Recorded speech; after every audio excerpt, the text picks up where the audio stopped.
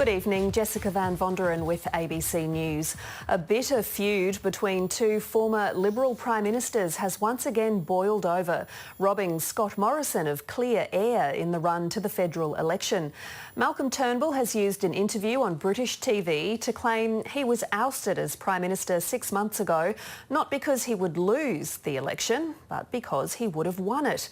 And Tony Abbott has backflipped on Australia's Paris climate targets, saying he now supports them.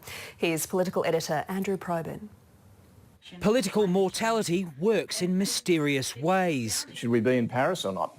I'm not calling for us to pull out now. A self-described weather vane on climate change, Tony Abbott swung again. And what's the change? We've got a new Prime Minister and a new Energy Minister.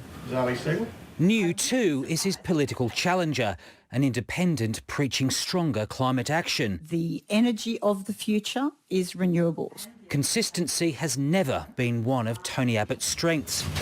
As Prime Minister, he was proud of the emissions reduction target Australia took to the Paris climate talks. There's a definite commitment to 26%. A commitment that became less definite from the backbench. The important thing to remember is that the Paris Agreement is aspirational only.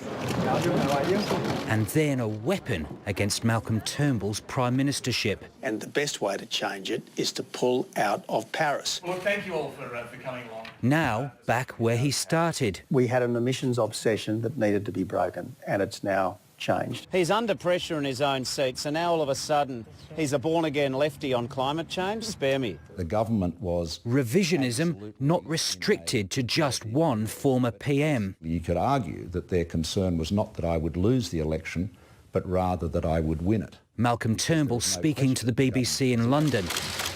They wanted to bring my Prime Ministership down. Still attempting to make sense of his ousting last August. Normally what you do when you replace a leader, you replace the unpopular person whose fate is sealed with somebody who is much more popular. That was not what happened in August. Look, I'm just not going to rake over old coals. I'll leave the history to the historians and those who like to talk about history. History wars are rarely settled, and leadership tussles often lead to a blood feud.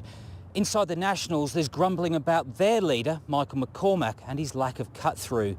Barnaby Joyce says he'd be a candidate if the leadership was spilled when Parliament resumes for the budget. Changing the Deputy Prime Minister so close to an election would be an act of self-sabotage. Then again, Budget Week begins on April Fool's Day. Andrew Probyn, ABC News, Canberra.